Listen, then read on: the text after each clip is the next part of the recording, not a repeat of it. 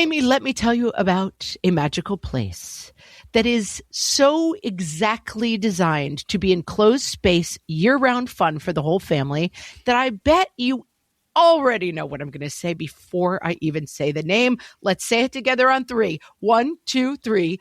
Great Wolf Lodge. You got it, Amy. My kids loved Great Wolf Lodge when we went. You probably already know that it has a huge indoor water park with a wave pool, lazy river, a bunch of massive water slides. But then your pack can hit the other attractions because, wait, there's more. Great Wolf Lodge has adventure-packed attractions like Magi Quest, a live-action game kids can play throughout the lodge, plus the Northern Lights Arcade. Spent some quality time there, so your kid who loves the lazy river and your kid who loves fantasy games will both have a great time. Great Wolf Lodge also offers great dining options and complimentary daily events like nightly dance parties, all under one roof. Unpack the car once and you're settled in to have fun. And with 22 lodges across the country, you're always a short drive away from adventure. We've both had such great times at Great Wolf Lodge, so bring your pack together at a lodge near you. Learn more at greatwolf.com and strengthen the pack. We're old ladies yelling at clouds right now. What fresh hell? Laughing in the face of motherhood. All my muffin is under my belly button. With Margaret Abels and Amy Wilson. When you weigh, 90 pounds, they look pretty cute. A podcast that solves today's parenting dilemmas so you don't have to. I have never done anything with my eyebrows.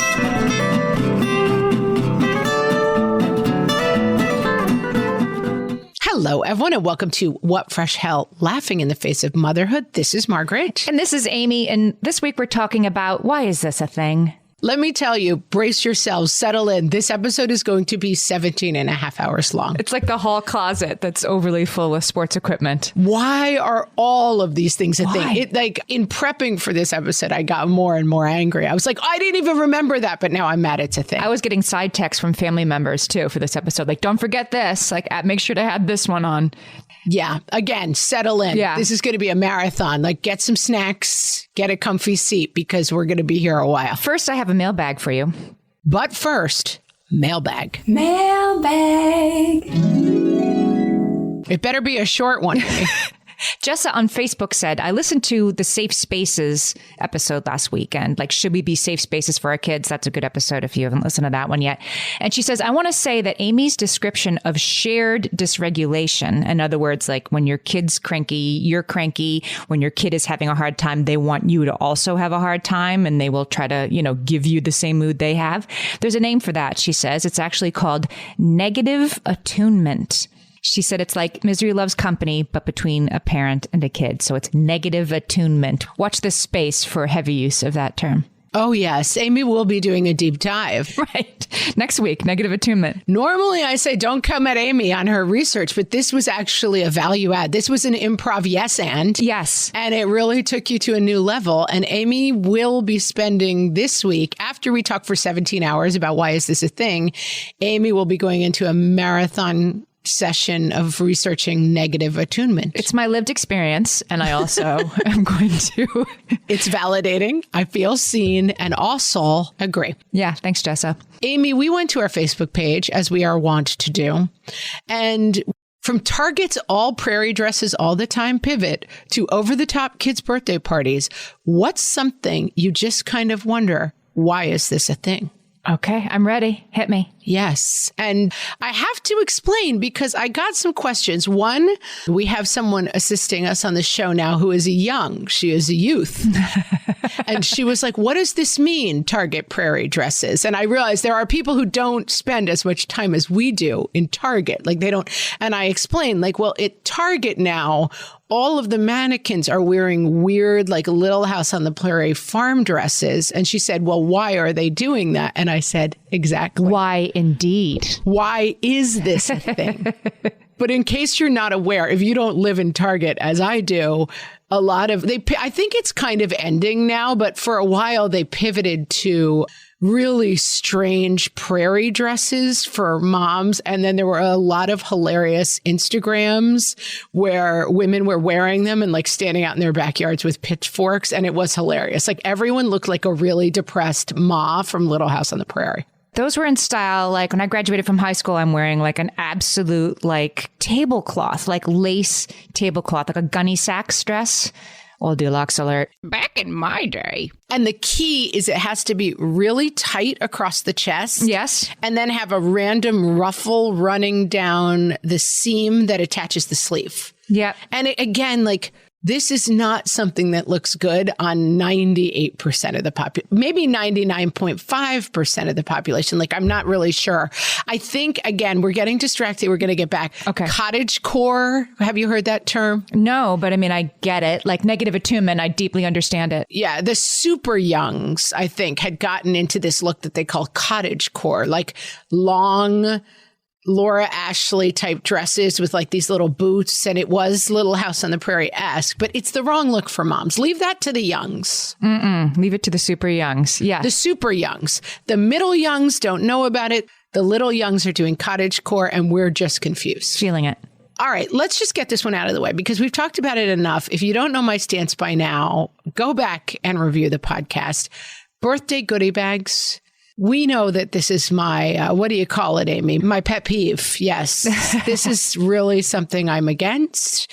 I often say that instead of goodie bags, we should just contract with Party City to deliver the goodie bags directly to the dumpster and cut out the middleman. Like, why should I hand it to someone else on the way to the dumpster? Mm-hmm. Carrie says, why are birthday goodie bags sent to school? This is not something that happens in our school. I know people either love or hate goodie bags, but I enjoy giving goodie bags to a party gift. But to send 25 goodie bags a multiple treat for kids, why? I mean, this is not something that happens at my school, and I don't think it would be allowed. No. Especially our school has pretty much gone food free at this point. And then Rachel just says goodie bags at kids' parties. I don't think I need to expand why. We all hate them. Let's stop the madness. Rachel and I are I'm going to quit the podcast. Rachel's going to leave her family and we are going to go on tour nationwide as anti-goodie bag crusaders. But that's like goodie bags, like QED. I have to go back for 1 second, Amy. Okay. You love the phrase QED. Yes. And it is now time in the podcast for me to admit that I have no idea what that stands for. Oh, it's a mathematical thing. It's a geometry thing. QED means quod erat demonstrandum in Latin. It means that's already been proven. Like a triangle has 3 sides. Facts already in evidence, as we say on Law and Order. Right. A triangle has 3 sides, QED. Like, I don't need to go through explaining that to you. Like, we're going to start from that point that a triangle has 3 sides. So, like, party bags absolutely shouldn't exist. QED. QED, thanks to 5 years of this podcast. Wow. I'm glad. I hate to interrupt you, but I am glad because you've said it like 4 times and I was like, I don't know what that means, but I guess everyone else does. But I think now that I've heard it, no one else knew what it meant. Yeah. Well, yeah. Unless you're a mathematician. Yeah. QED.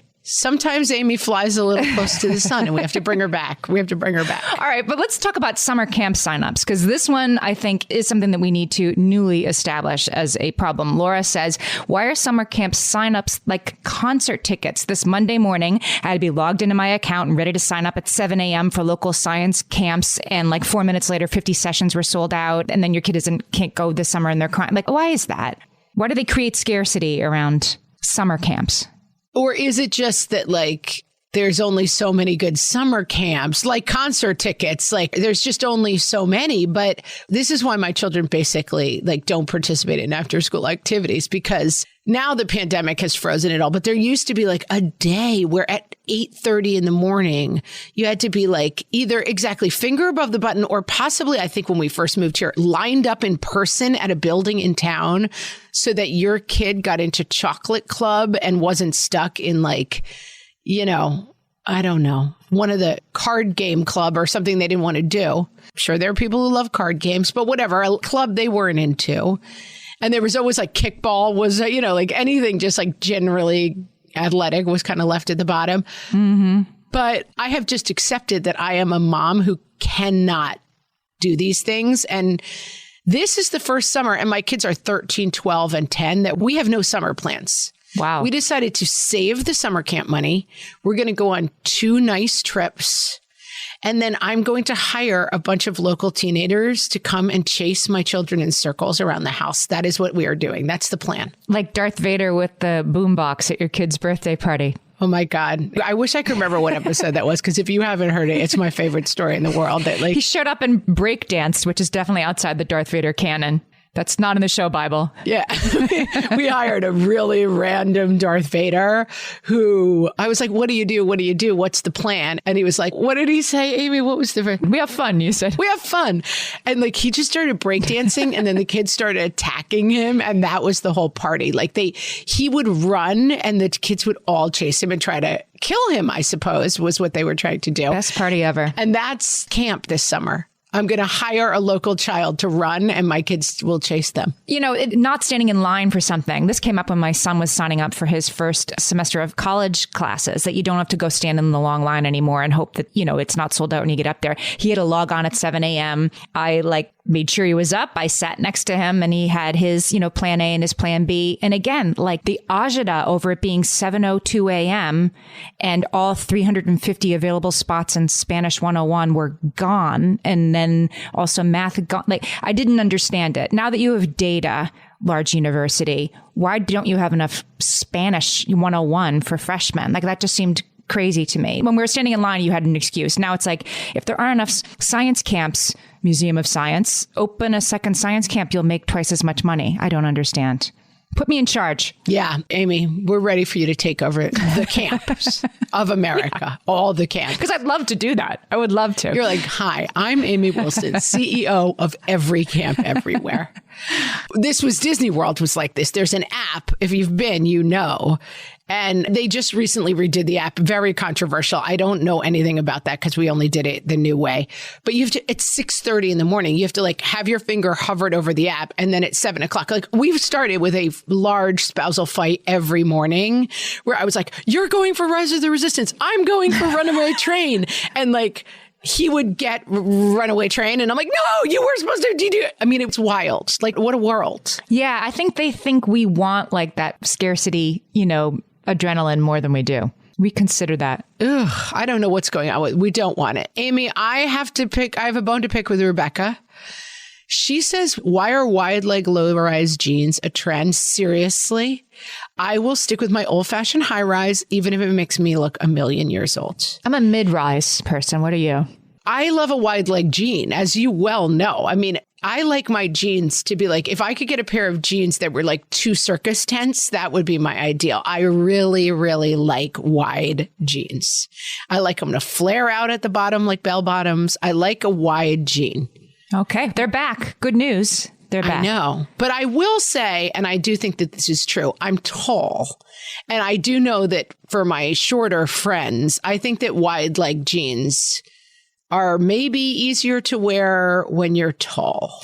I could see it. Like a short person with short legs wearing really wide leg pants might look stranger than a tall person. Is that a thing? I don't know. Maybe I'm wrong. I've been jean shopping recently with my 14-year-old, and the jeans she wants to wear, and half the store is like mom jeans, like, you know, super mom jeans. They're all called like mom pants, mom jeans. And that's what she wants more than anything.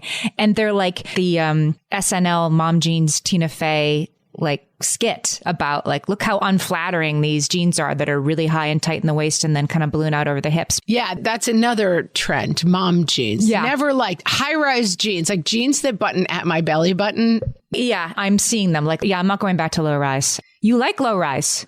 I like low rise. They hit me right. I have a little always pregnant belly. I carry all my weight between my belly button and below.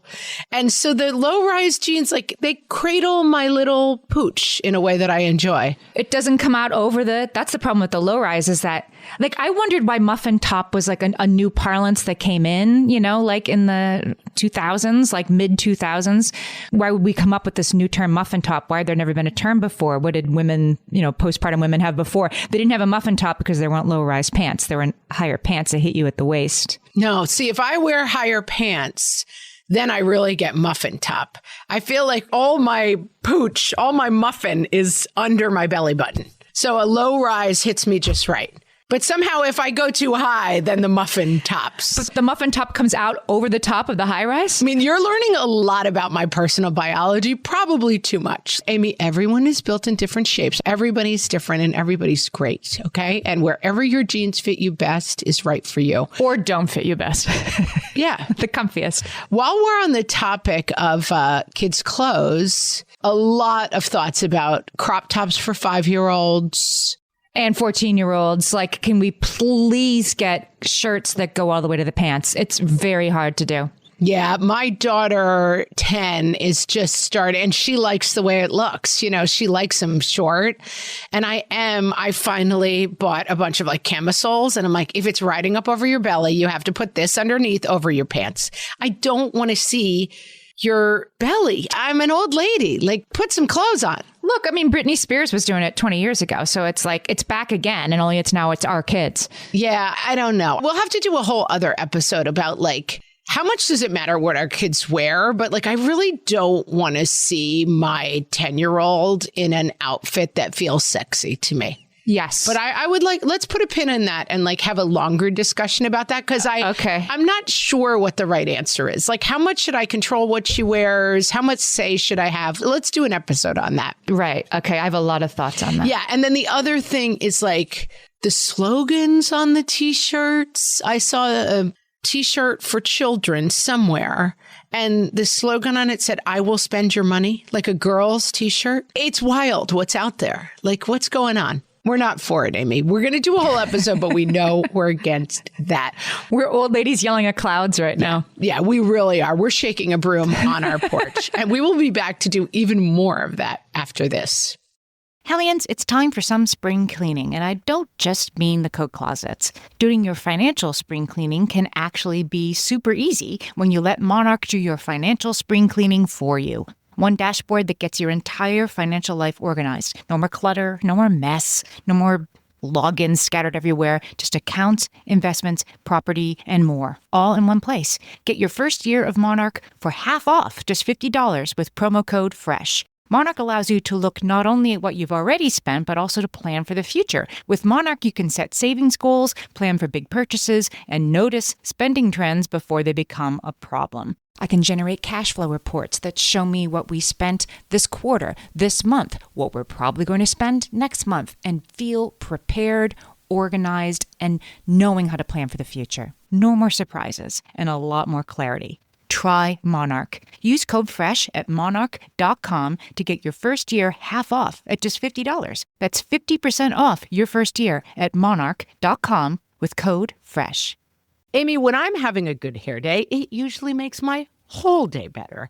And that's why on every day, I'm taking Nutrafol. Nutrafol is the #1 dermatologist-recommended hair growth supplement brand. And it's the #1 hair growth supplement brand personally used by dermatologists. Nutrafol's hair growth supplements are peer-reviewed, NSF certified for sport, and clinically tested. Nutrafol offers multiple formulas for men and women, tailored to different life stages and lifestyle factors, so you get support that's actually right for you.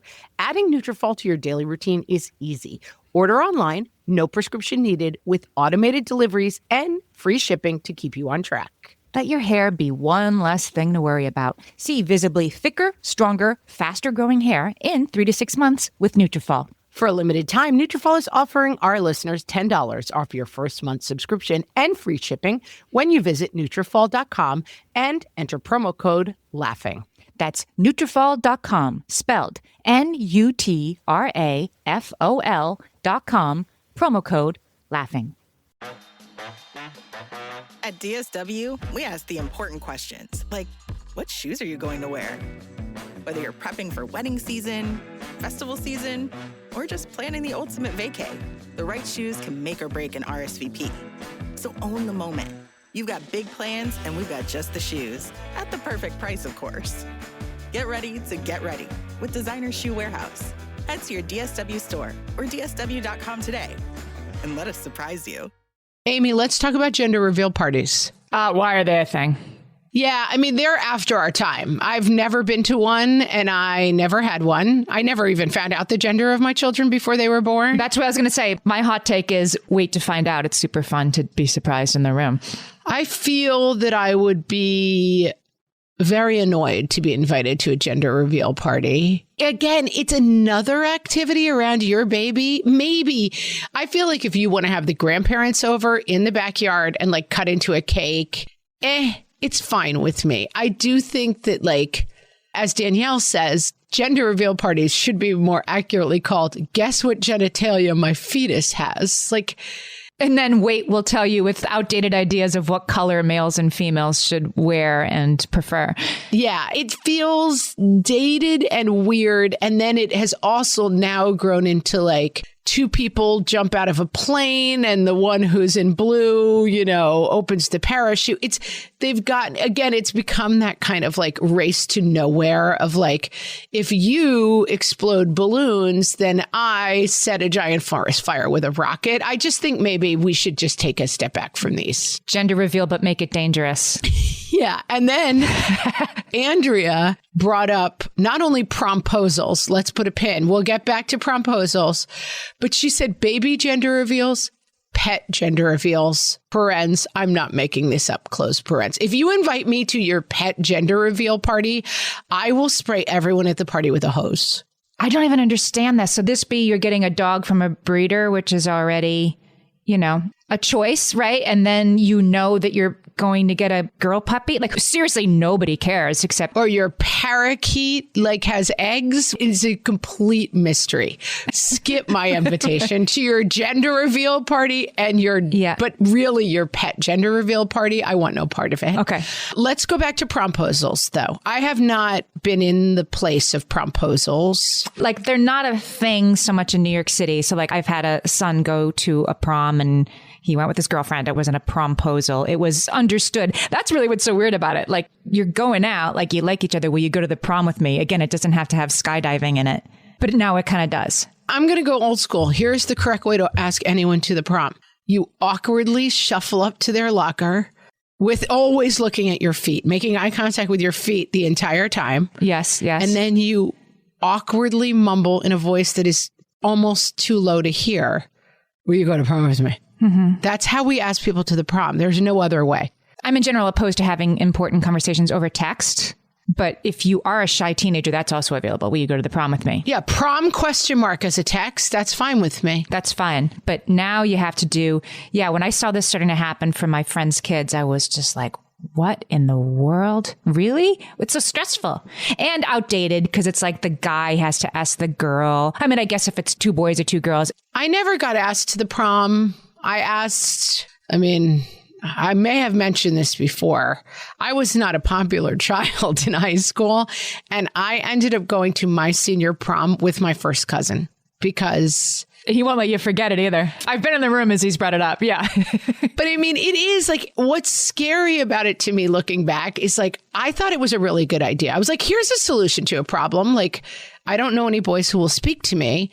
I really get along with my cousin. I have a great time with him. I will bring him to the prom. And like, then people were like, how do you know each other? And I was like, we're cousins. And people were like, appalled. It was a pretty weird move, but looking back, it didn't seem weird at the time. Here's a hot take for you. Why are proms a thing? Like, I think there should be a party that you get to celebrate that we're seniors, but this idea, my son's high school, because of COVID, did it on a boat last year. They did like a little dinner cruise around the Hudson River.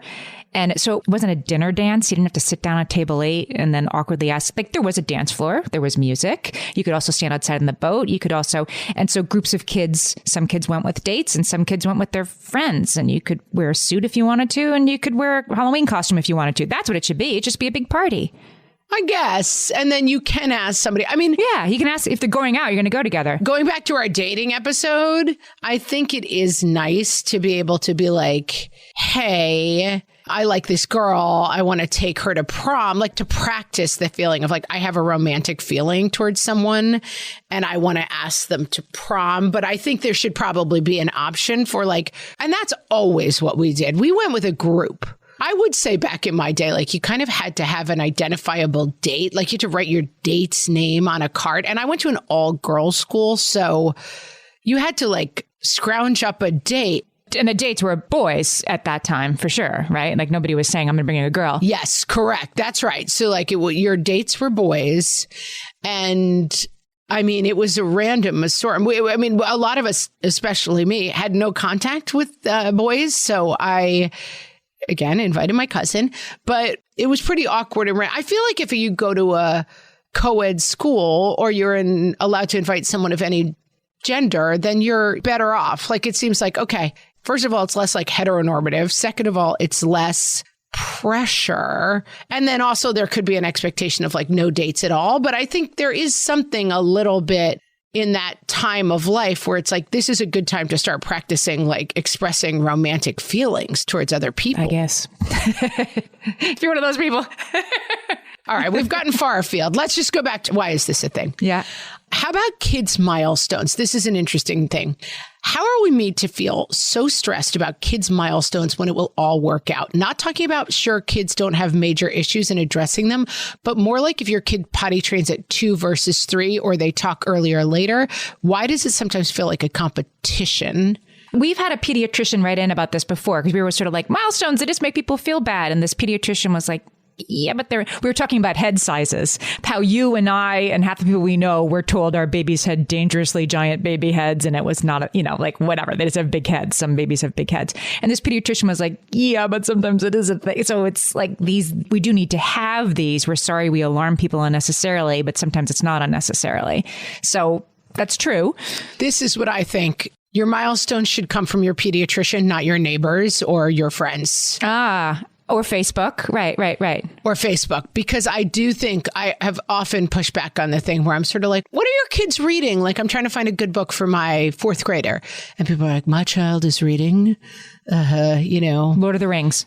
Lord of the Rings. And I'm like, oh, okay. Could I just talk to someone who was going to be like, my weird school books are fun for 4th graders? Like, I do think there's 2 different things going on here. So like the developmental milestones of like, is your kid walking yet? Is he walking yet? Oh, mine's walking. He's cruising. He's pulling up. That's competition. But I absolutely agree that having had a kid who did not meet some developmental milestones, it turned out to be an issue that is fine now, but that needed to be addressed with physical therapy and some other therapies, and that you want to do those therapies young. So if it feels like keeping up with the Joneses, like who's got the best walker conversation, it's a no. But if your pediatrician gives you developmental guidelines, you should pay attention to them. You should also take them with a grain of salt. My dad famously did not walk until he was like 16 months old. And my grandmother apparently like had back problems because she would carry him everywhere because she was so embarrassed he didn't know how to walk. He turned out fine. So kids can talk at 4 and have no lingering issues, but you should not ignore a kid who doesn't have any words at 4. Yeah. Because everyone will basically turn out the same. Both things are true at the same time. This is hard because I feel like this is you have to set up your own sort of defense system around like, I'm not going to worry that my sister thinks that. Yep. It's weird he's not walking yet at 16 months. You have to sort of separate out what doesn't matter. I want to shout out Mara, or it could be Mara. Kids shopping carts at stores. Like the first time I saw this, I was like, it's so adorable. And these are the worst ideas. My guess is that they're like phasing these out because people have figured out that this is just an excuse for toddlers to like ram other people's shins with carts while they run around pretending to shop. These are like, I'm sorry, guys, I'm unfamiliar as a city dweller. You're in New York City. They don't have these. It's a tiny regular shopping cart that they're going up and down the aisles with. Correct. It's like mommy's little helper. Yeah. Mm-hmm. I actually haven't seen one in a while, but they were a little bit hot when my kids were little. And the first time I saw one, I thought, oh, how fun. But you have your own full-size shopping cart. You've completely lost control of your running toddler. You're doing this, right? Like you're like looking, you can't see over the edge of your 6 packs of Coke or whatever. All you can hear from like 3 hours away is like, sorry, mommy, I bashed the lady. And there's like someone crying and you're like, I'm just going to run away now. Yeah. Why are those a thing?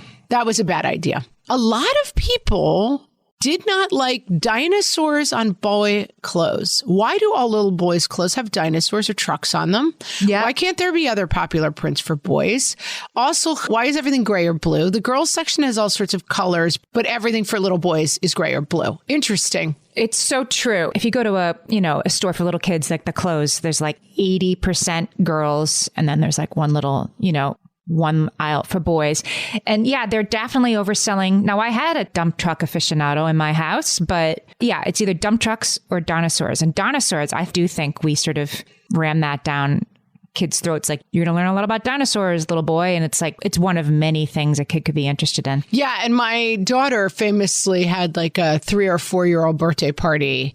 And it was a princess paleontology party. So the kids all came in giant princess dresses. But then we had little plastic paleontologist hats, and they were like digging for dinosaur bones. And yeah, I think, the gender stuff is wild. I do think it's getting a little bit better, but at a snail's pace. There was a famous thing years ago that one of the big diaper companies' boxes, the picture was a little boy wearing diapers, like a 1-year-old just standing with a briefcase in his hand. And the other box, first of all, there's no such thing as girls and boys diapers, but the girls' box of diapers, the girl was doing something absurd. Like, she had a spatula. It was that kind of craziness. And people got outraged and they changed it. But like, things change so slowly. The idea of like, can we not decide on like our child's gender-based fate at one based on like wildly outdated concepts of what boys and girls are interested in? I think it is getting better. Like, Target now they just have kids' clothes. They have preteens' clothes. And there's no assumption that, a kid who's a girl isn't going to want a dinosaur t-shirt. So we're getting there. But then there's the real world. Ways to go. All right, we'll be right back. My favorite skincare products actually feel more like self-care, like they're so nice to put on and they smell so good that I'm actually happy when I get to that part of my day. And I swear that is how I feel about Osea's anti-aging body balm. Amy, you are usually the lotions and potions queen on this podcast, but I have to say, hard agree. Osea's anti-aging body balm is a liquid silk body balm that combines the lasting hydration of a lotion with the firming power of a serum, leaving skin smoother and firmer. This body balm is clinically tested and designed to deliver visible results you can see and feel. So we've gotten to use this product for a couple of months now, and I swear I have really noticed firmer and smoother skin, like on the back of my hands. It's like getting a mini spa treatment from head to toe. Get a spring-worthy glow with clean, clinically tested skincare from Osea. And right now, we have a special discount just for our listeners. Get 10% off your first order site-wide with code FRESH at OseaMalibu.com. That's 10% off your first order with code FRESH at OSEAMalibu.com. All my kids learned to swim when they were little. It was super important to me that they be confident and safe in the water. There was only one problem with that: taking them to swim lessons. I mean, the pools were freezing. There were always cranky adults doing laps right there. And it was definitely not, for any of us, what you would call fun. Amy, heard. But now there's Goldfish Swim School. Goldfish takes a really thoughtful approach to swim lessons, combining research-based teaching with a warm, kid-friendly environment that actually helps kids thrive in the water. Every detail at Goldfish is thoughtfully designed to create a golden experience, from shiver-free, warm indoor pools to comfy waiting areas for parents to professionally trained lifeguards on deck. Goldfish uses an approach called the science of swim play, which combines guided play with proven teaching techniques to help kids learn to swim, build water safety skills, and gain confidence, all at their own pace. Lessons are designed to meet kids exactly where they're at. If you've been thinking about swim lessons or just wondering where to start, this is a great opportunity. Right now, Goldfish Swim School is offering a waived membership plus your child's first lesson free at participating locations. Just visit goldfishswimschool.com/free to find a location near you and enroll using promo code FREE. That's goldfishswimschool.com/free, promo code FREE. And now, things we say that make us suspect we might be oldilocks. From the What Fresh Hell podcast. Oh, I hurt myself turning over too vigorously while I was napping. Oh, that wasn't long ago. It was about 10 years ago in the late 90s. I hope they gave you a discount on those jeans with the big holes in them. I can't understand any of the words to this song. Is it from the TikTok? Why is Madonna playing on the oldies station? Honey, don't worry. If I'm going to be late, I'll leave you a message on the answering machine on your cell phone. Hold on, I'll be right there. I just get up from the couch. Kids, stop screaming in the car or I can't concentrate to parallel park. I just need to print out this email so I can read it more carefully. Oh, let me get a picture. You look so cute. Okay, hold on. Somehow it's on video. Oh, no, wait. Now it's me. No, I don't want a picture of my face. How do I flip the camera? Please, stay still. You're so cute. I'm going to get it. What is portrait mode? You know, back in my day... This has been Things We Say Now That Make Us Suspect We Are Oldie-Locks. From the What Fresh Hell podcast. Amy, let's start random. Let's just go in real random. And I could not agree with this more. Big eyebrows. Yeah. This is such a funny thing. I mean, Amy and I see each other.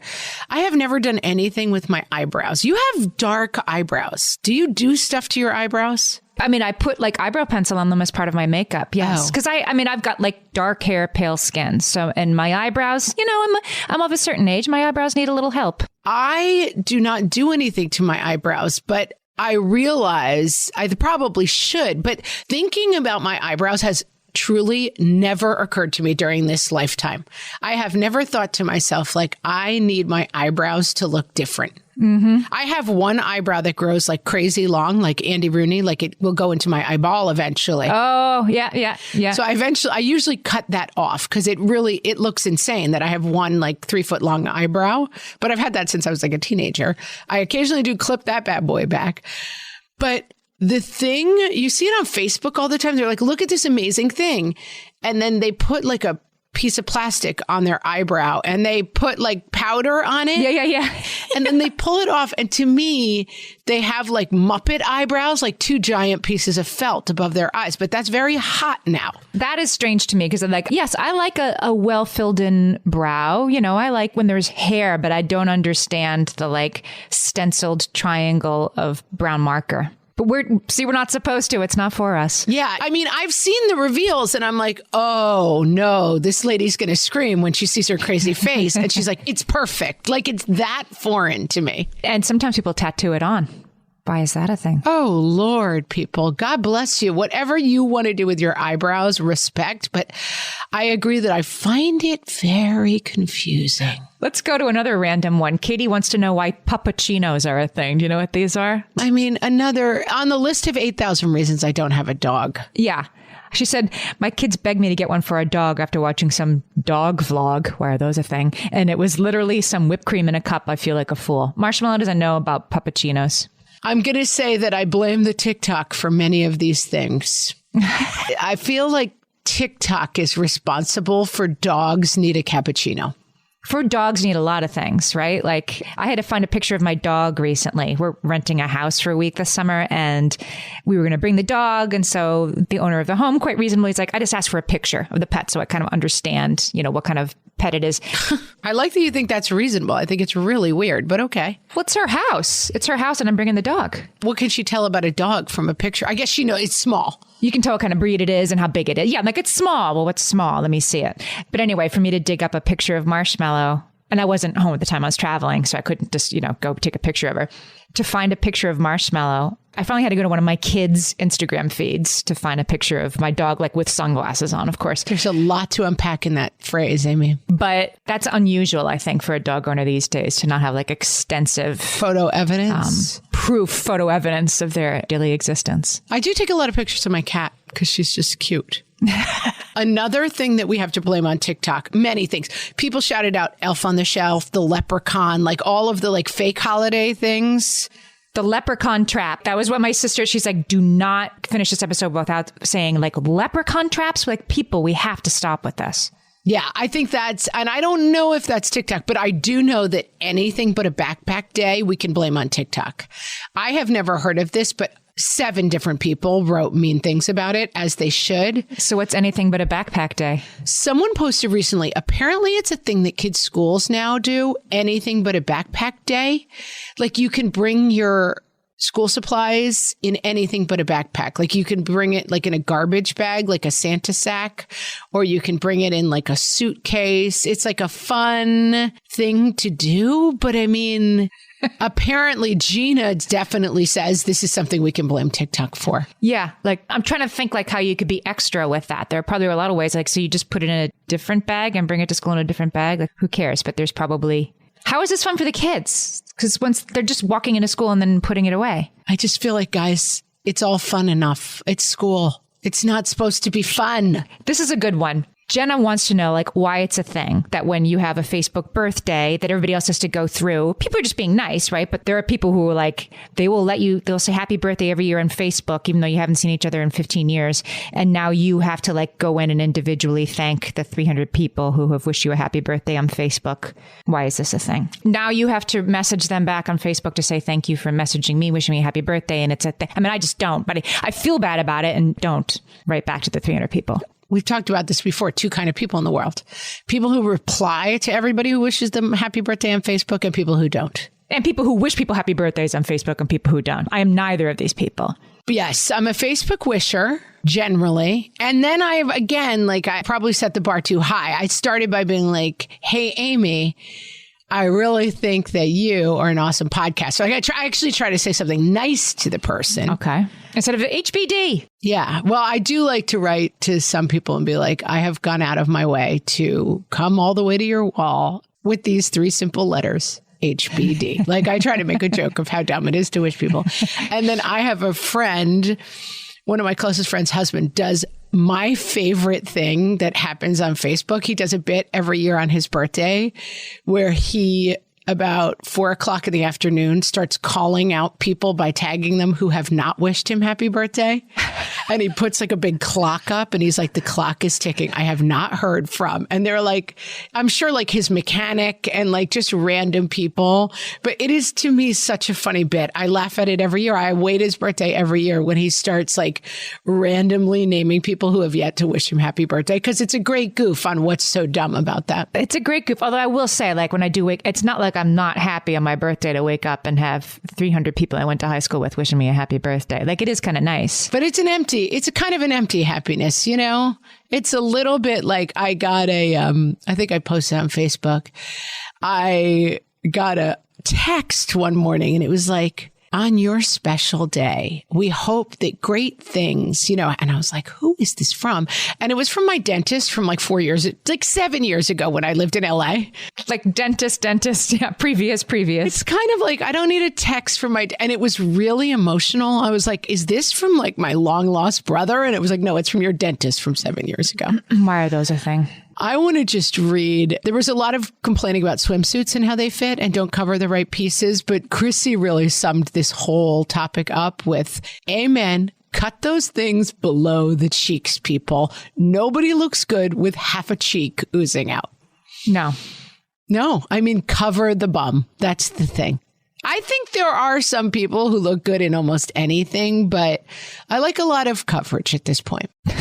Okay, I have a good one. Jen, you are ringing my bell with this one. Why does it take 40 minutes to check into a hotel that you've already reserved? I just went on vacation with my husband and my daughter, and they're like, sit down. Like I think they think the longer that it takes, the more glamorous that it feels to you. It's like, okay, just give me my key. It should take 30 seconds and they type and then there's a screen. They have to sign something. And yeah, what is that about? Why is that a thing? You should be able to just walk to your room. I think there are certain like apps where you can do that, but like, I hate that. Wait, I feel, tell me if I'm right, the more expensive the hotel, the longer it takes to check in. Absolutely. Because we spend a lot of time at like Holiday Inns, you know, like we drive up and okay, let's stay nearer to the place we're going. And if you go on, you know, a more generic brand hotel, my husband has an app where the key to the room pops up on his phone. You walk in and you walk right to your room and you check in. But twice lately, one was Disney World and the other was my husband and I got away for a weekend and we had points from the pandemic and we upgraded to really fancy hotels. And for some reason, like they want you to start the experience with like 40 minutes of standing around while they check 86 different things. Amen. And like with this place, our room wasn't ready yet. So like, we'll text you when your room's ready. P.S. They didn't. I go back like 2 hours later, like, is our room ready? Oh, yes, it is. And I'm like, have my hand out, like, may I have to keep it? Have a seat. Like, I don't want to have a seat. I don't want this like bespoke experience. Hand me my room key. Right. We're not friends. We're not friends. Give me a key. Yes, reader, I sat down. I did sit down eventually when it was clear it wasn't going to be a 30-second exchange. Yeah. I don't know why that's a thing. But why? You're right. Like, why? That's how it was at Disney World too. Like, we stayed at a fancy place and it was very much like, have a seat. It's like, I've got 46 bags and 92 children. Like, why would I want to have a seat? And Disney World is right over there. Can I please just be done with this part of it? Right. We're not here to sit in the lobby and experience it. Get me out of here. Amy, how about we finish with a speed round? Got it. Let's do it. You ready? Yes. How about shirts that don't have shoulders? Like the cold shoulder thing, right? Like they have straps, but then, yeah. And those are kind of over now, right? Like I think those are mostly on clearance racks at this point. I think so. We go to some mom conferences and mom events. And I will say there was a couple of years where like the cold shoulder, they call them cold shoulder because it's just a hole at your shoulders. I don't know who came up with this idea. I think they look terrible on everyone, and I'm not a fan. There's a picture of me right here on the wall. I wish you guys could see it. I'm wearing a dress that has a cold shoulder thing. It was like a beach picture of our whole extended family. And like, it'll be forever 2018 when I look at that picture. Amy, needing scissors to open scissor packages. So a package of scissors that you need. It's a good one. That shouldn't be. Those should definitely tear to open. It's a good one. Candles on cakes. I thought the pandemic ended that. Went to a party recently and the kid blew all over the cake. I just was at a birthday party and they had sparkler candles and they were like, yeah, we're done with blowing on cakes. We know that's disgusting now. Yeah, I'm trying to think, like, is there another way? Could you wave your hand over them to blow them out? Not really, right? That just... I think you got to move to the sparklers. Mm-hmm. Okay. Or you just forget. Like you just were like, we're going to just do a mind wipe and forget. Just sing happy birthday. Junk mail. We already know how you handle your junk mail. We've already discussed this. You throw it out in the lobby. I sort on the way in. Yes. You sort. Do you have that sorting mechanism set up? You were going to move to my apartment building and then we decided, no, you could just have a... Would you like to take 9 guesses about whether or not I set up a mail sorting system? I did not. Slime people, no more slime. We were very recently gifted slime. And it was a close enough friend of mine that I was like, do you hate me? Like, who gives someone slime? Yeah. People talk about how it gets into your rug. That's it. I have it from the new slime. I'm banging on my table in fury. I have a new slime stain. That's it. Like you cut off that part of the rug or just have it there and clothes. Was it ever that fun, slime? There has never been a moment of joy, only moments of tears that have resulted from slime. Yeah, it's just not worth it. Someone says getting carded. Why am I still getting carded at the grocery store? I have good genes, but I know I'm not under 21. I feel I have to say I was carded the other day at a diner when I ordered a drink. And I literally laughed at the guy. He said, do you have ID? I had not brought my wallet because I was with my husband who was paying because I'm a 1950s housewife, apparently. But I just literally laughed at the guy. And I was like, that table of kids over there are all mine and they're all teenagers. It is literally physically impossible for me to be under 21. And he brought me a drink. But I did not mind being carded. I felt it was complimentary. I don't mind. Yeah. I mean, I mind it when it's like, oh, my wallet's in the car. Like, really? I have to go out to the car to get my ID, but I'll take the win, even though I know they're just doing it because they do it to everybody. Amy, let's finish strong with a random one that really tickled my fancy because it is annoying and I hadn't thought about it. Schools teaching reduce, reuse, recycle by letting kids make crafts out of other people's trash. Have you had this? Trish says, seriously, I don't need a gross used soy milk carton boat for our tub or a box that could have been recycled, transformed into a mansion. I really laughed because I get the idea. Listen, good on you for trying to teach, but like the solution to our Earth's problems do not come from my kids making things out of our trash. It comes from reduce. Like, I think we kind of forget, right? We forget. And we always say this, right? It's garbage the minute it comes in your front door, not the minute you throw it out, right? It's like, That's it. That's where we hate goodie bags. That's where we hate like puppuccinos. Like, we don't need to create more and more things, but then don't make me make a silly hat out of the puppuccino cup, because that somehow is saving the earth. So we're going to reduce puppuccinos, bushy eyebrows, and the amount of slime. We're reducing it all. Let's reduce everything that should not exist. That's what we've learned. That's how we've solved it today. Yep. We don't want this to be a thing. Friends, what we do want to be a thing is you reviewing our podcast. Yes? Yeah. Yeah. Review and throw us some stars. Give us a couple of, HBDs wherever you're listening right now. Yeah. Instead of writing HBD on our timeline, give us 5 stars and say this is the best podcast that's ever existed. Share it with your friends. Help us spread the word. We know so many of you are doing that already, and we really appreciate it. And with that, I sure do. We will talk to you next time. So long.